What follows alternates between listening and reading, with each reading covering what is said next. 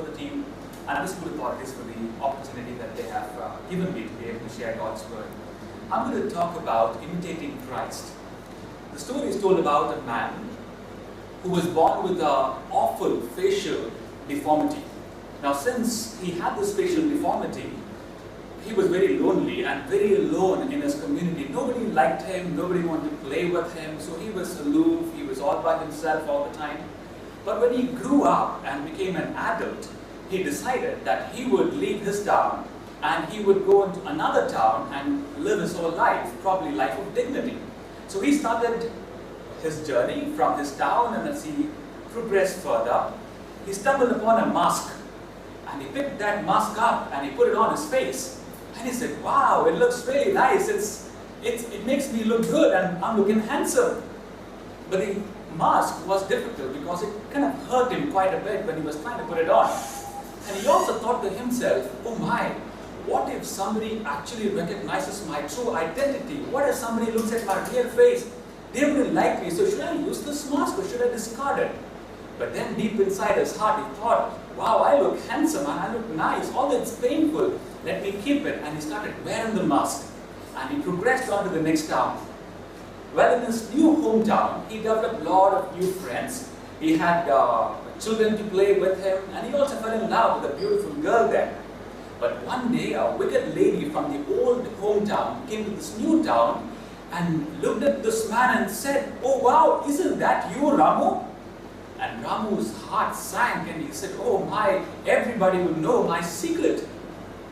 And the lady called everybody, including his friends and his fiancé, and she forced him to remove the mask. And know what happened? To everybody's surprise, he complied and he removed the mask. And everybody found a different man. You know what happened? Over the period of wearing that mask on him, his face had actually conformed to the image of the mask in itself. But let me read to you a New Year resolution made by a small boy. We all, at the end of December, make a lot of resolutions saying that we'll be a good person, we'll be a kind person in the new year. This little boy brought this and said, I will not throw the cat out of the window this year or put a frog in my sister's bed. I will not tie my brother's shoelace together nor jump from the roof of my dad's shed. I shall remember my aunt's next birthday and I'll tidy my room once a week. I will not mourn at Mama's cooking and say, oh, Bindi and Karela again. Nor will give her any more of my cheek. I will not pick my nose if I can help. I shall fold my clothes and comb my hair and tidy my shoes. I will say please and thank you, even when I don't mean it.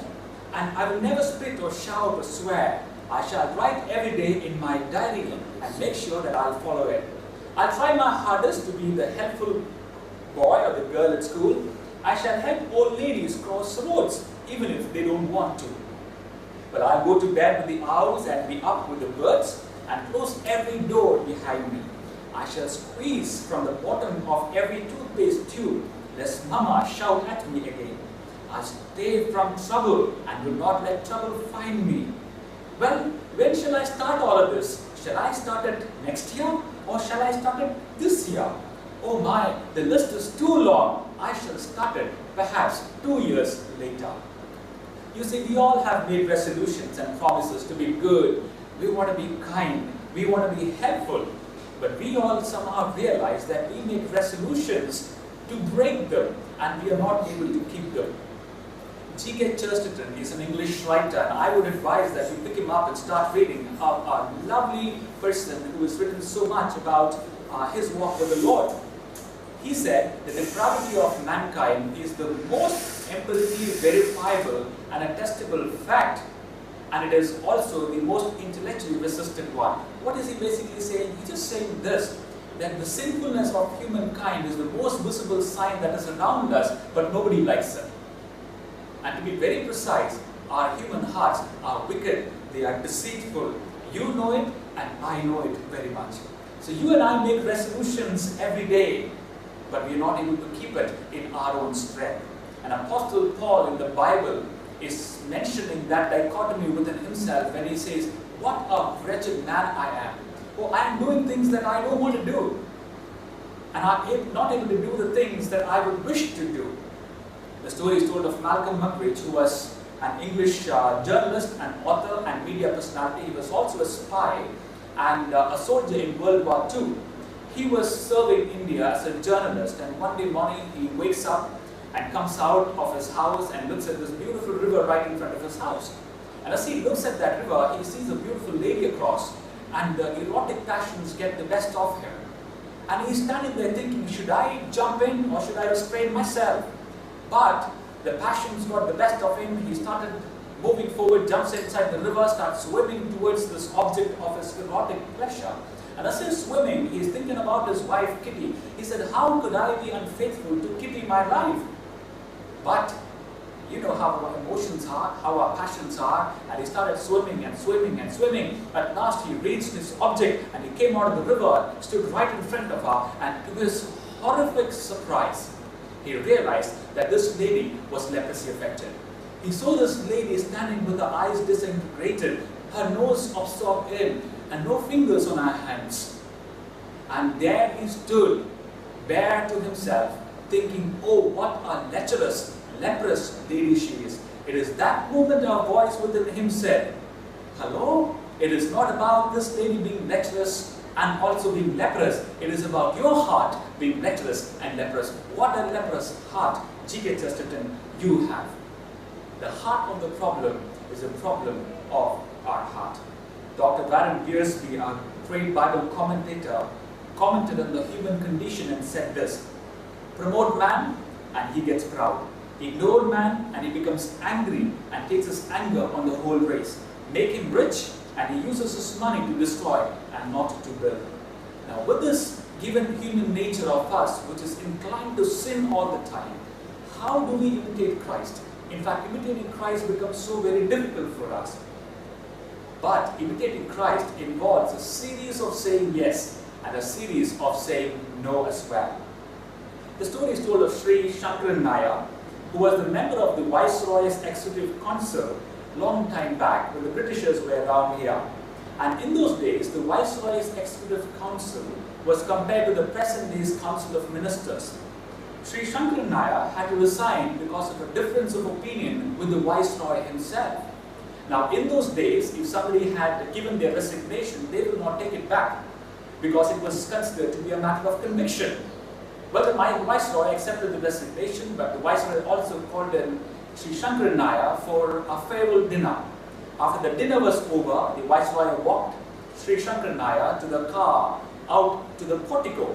And as the Viceroy opened the door of the car to Sri Shankaran Nair, he said, Sri Shankaran Nair, you have given your resignation, and I'm not going to ask you to withdraw it, but would you do me a favor? Would you suggest a person who would replace you to become the member of the Viceroy's Executive Council?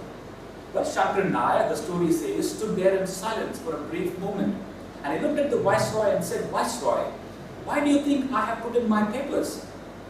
I have resigned because you wanted me to say yes to all your suggestions, which I could not because I think all of them are not right. In fact, Viceroy, you are the person who wants to say yes all the time to all your suggestions. In fact, I have one person in my mind, and his name is Raman Nair. Viceroy was bewildered. He had not ever heard the name of Mr. Raman Nair, who was to be elevated to the position of Viceroy's Executive Council. So Viceroy said, Sri Shankaran Nair, would you please enlighten me? Tell me, who is this Raman Nair? Well, Shankaran Nair said, Sir, Raman Nair is my cook. He's been my cook for 37 years and he has never said a no in his life. I think he is the right person to be elevated to the position of the Viceroy's Executive Council. Imitating Christ likewise would mean that we say a no to a lot of things in our life. Say no to ourselves and our selfish desires, and say yes to God and His nature. Imitating Christ would mean that we say no to unkindness, because God's nature is that of kindness. When is the next time you look at a boy or a girl who is suffering, who's probably lost something in their life? Do you want to say yes to kindness? I remember a time when I was coming by on the road and I saw an accident, and I thought to myself, why should I get entangled with it? Why should I waste my time? And I drove past.